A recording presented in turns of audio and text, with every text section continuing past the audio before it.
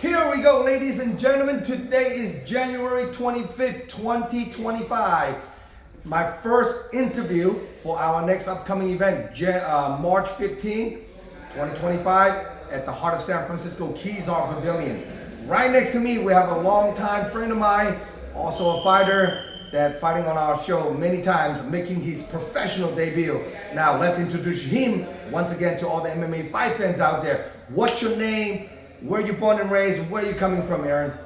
Erin Hunter, right here. Erin Deadpool Hunter. Originally from East Oakland, California. Now I'm fighting out of Sacramento, California. UFC gym, aka Underground Lab. On the back. That's awesome.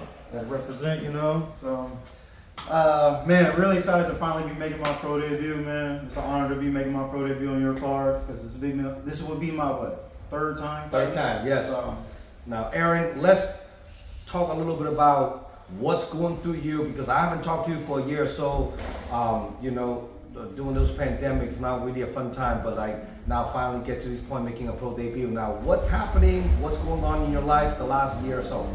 Man, so my last fight was back in 2023 in December. Unfortunately, I took a loss in that fight and I broke my hand in the process. So throughout 2024, I was just constantly helping my teammates while rehabbing my own injuries as well. And going through some stuff, you know, how life is, throw all these little curveballs at us and stuff. But other than that, man, like I said, I just still been grinding. And now we to this point where I'm finally making my pro debut. So now I heard a few months ago somebody offered you to fight on another show at 135 pound, right? Yeah. Oh yeah, that was years. That was 2021. I was supposed to make my pro debut in Bellator at 135. So. That's crazy. I know. So thankfully I didn't take that fight, but it would have been a learning experience. But well, I feel like right now is the perfect point for me to make my pro debut. Well, so. 30 is now or never. Yep, 30 years old, and I will be 31 in March, 4 days after this event. So. Oh shoot! Yep. Wow. Celebrating a birthday again. So. That's pretty good. Now, what do you do for work as a full-time job? Right now, not technically, well, kind of is a full-time job. Taking care of my dad at home. So that's why I'm able to spread out time to come out here and, you know, do interviews like this and stuff. But for the most part, I've been doing that since 2014. So my dad's health has kind of been going up and down, but for the most part, it's been way better now. So That's just been dealing with that, but yeah, he's in a much better spot now. So. Also, it's kind of awesome to spend some time with your own dad. Yeah. You know what I mean? So that's kind of like kill two birds in one shot. Yeah, it got its pros and cons. You know how life is, you know how family is, but we get along. So. That's pretty awesome. Now, so where do you residency is right now? You said what? Where do you live right now? Oh, right now I'm in Elk Grove. Thankfully, I'm only about 3 miles away from my gym. So that's pretty good. Elk Grove. And then you're training at the UFC gym out there, right? Yep, I'm right on the borderline of Elk Grove, Sacramento, and my gym is technically UFC Gym Sacramento. So nice. Now, on this upcoming fight, you're fighting Steve Gomez. The guy's a wildcat, you know. Comes and go. You don't know when he gonna show up to train, and this is definitely like long overdue. You guys have a very similar record as an amateur, similar age. Mm-hmm. He might be a little smaller than you. What do you walk around weigh right now? I'm probably like 145 right now. 145? Yeah. So I know Steve's probably walking around 135, about 10 pounds above him. Okay. Yeah, so now, what do you know about your opponent, Steve Gomez? He definitely has a lot of knockout power in his hands. He's definitely a good scrapper. He has, I think, about the same amount of submission losses as me. Yes. He has some submission wins as well, like me as well too. Yeah, he's just he seemed like an overall balanced opponent, but I just very similar like you. Yeah, but I feel like I'm just gonna be faster and I might just be too much for him. So it's gonna be a good fight though. Gonna be a good fight. It's a good scrap, you know. Now, in the 125-pound division, who is the regional guy like that stand out the most, and you'll be like, when looking at that guy, someday I might have to fight him 125? Anybody out there? The first person that I can think of, he's the current A1 Combat Champion, Terrence Saturn. Oh yeah, he's 7-1 now. He's 7-1, and we trained with each other one time before, and I messaged him plenty of times about cross training and the potential of us ever fighting. But Yeah, that kid, he's on his way. He's good. Now you step into the pro circuit, so all your potential opponent changes now. Oh yeah. I already thought about that. There's a lot of guys that I know that I'm gonna have to potentially fight that I'm cool with. So I can easily put that to the side though. I don't mind fighting somebody that I trained with before. So because at the end of the day, we're all competing. We all need each other to make a name. So Absolutely. Well, definitely a big step up. Now, who is your main training partner for this upcoming fight?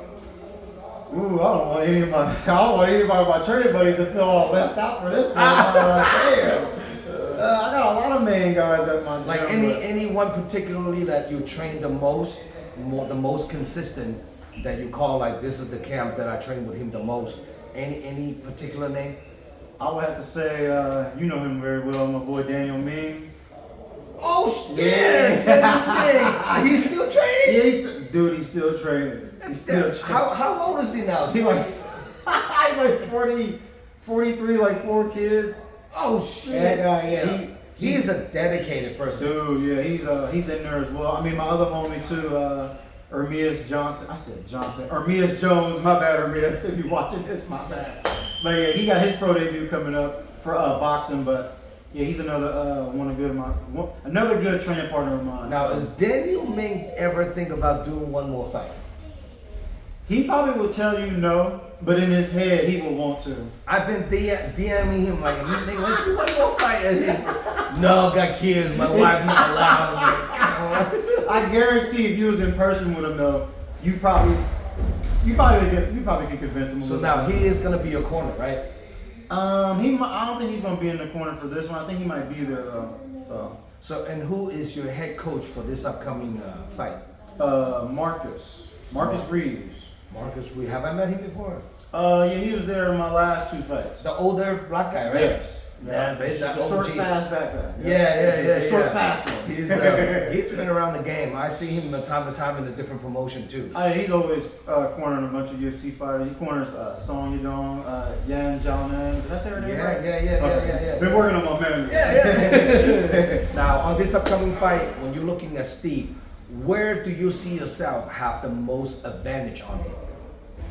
Striking, grappling, I think wrestling. I definitely don't want to underestimate him like I did Daniel Robles, where he ended up submitting me with the triangle. So, well, you were dominating that fight though. It was kind of quick, but yeah. I know, right? That's MMA though. Yeah, and in this fight, I feel like I have a significant advantage in terms of being like cleaner in the striking because Steven, let's be honest, he's more like a brawler. Yes. He does have a lot of power in his hands, but you look at a silhouette of both of us, you would see clearly who's a more proficient striker, but that's not taken away from his skills.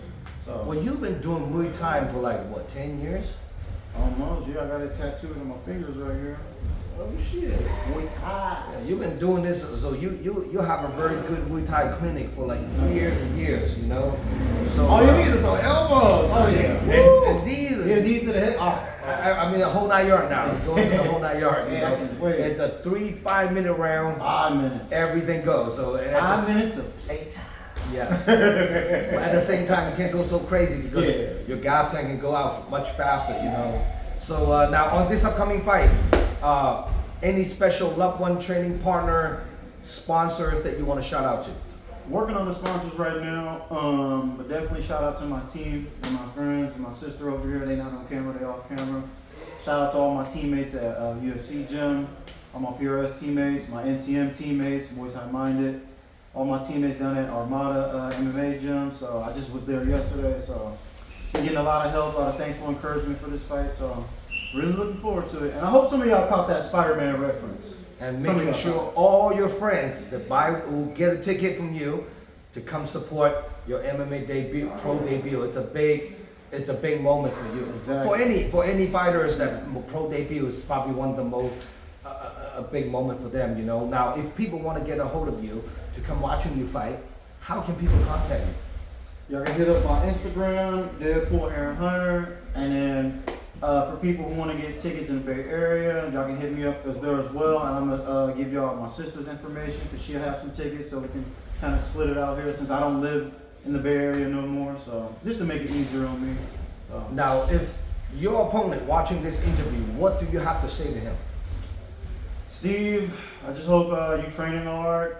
I hope you don't got any injuries, and we'll just put on a good show for the fans, because I'm about to come with my A game, and we can be cool afterwards, but when we in that cage, I'm not looking to be friends. So. Now, when you're watching him fight Erin Carlos, did you watch that fight? Yeah. What do you think of that fight? I know Steve ended up stuck in the bottom trying to go for some. Well, I don't even know what he's trying to do, but he ended up stuck in the bottom and getting beat up. I think he ended up pulling guard or something. Something, yeah. I mean, his awareness on the feet is. I mean, he's slipping punches here and there. He's not stupid, so he knows what he's doing. I just don't really.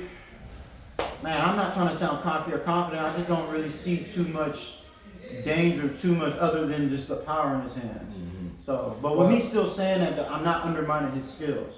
So. He definitely have a tough time on that fight, and he definitely have to learn from it. Erin basically put a cleaning on him and just kind of beat him down. You know, and that's the reason why that young kid is. One day he's gonna make it to pro debut. Erin is good too. You know, you ever trained with Erin? No, I haven't. No. So that might be the future. Yeah, I might have to fight Erin. Yeah, we fought on the same card plenty of times. That's right. Yeah, that's right. Yeah, you guys find the same card. You know, what other 125er that you have our eyes on? Man, I think he retired now. Oh, he is retired. Mike Howard. Oh, he beat me twice as an amateur, and I always wanted to rematch him as pro. Yeah, I know. Yeah, we talked like some months ago, and he's pretty much retired. But that's somebody I've been wanting to train with as well. So I haven't heard from his name for like a few years now. Yeah, because I think he got a plate in his arm or something like that. Oh shoot! Wow, that's pretty crazy, you know. Well, for more information about this upcoming fight card, check out DragonHouseMMA.com. We're about to update a lot of matchups on that card. This upcoming event, it's about 17 amateur, 6 professional. 23 fights on the card. Making sure you guys stay tuned. All the matchups is going to be updated on my website. Follow us on Instagram, Dragon_House_MMA on my Instagram. Upcoming event, our grappling event. Making sure you guys stay tuned. We're gonna do 4 shows this year. So the first show kickoff for 2025, March 15th. It's gonna be a lot of fireworks. Now, Erin, anything you wanna say to all your fight fans, your supporters that out there looking at you? Man, I just wanna express my appreciation for everybody who's been a part of this journey. This is only the beginning for my pro career now. For everybody that's been there for my amateur career, I can't thank you guys enough.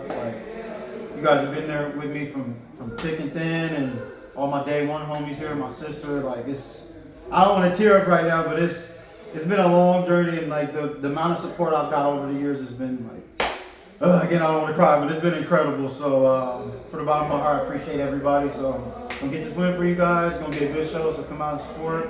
This is the guy for the tickets. I mean, not him, but I'm a little nervous now. But anyway, you can cut that part out. Making sure you guys come support. To me, fighters that start off the pro career, they don't make a whole lot of money. Every ticket they sell, they get a little credit for it. So please make sure you come support the local event.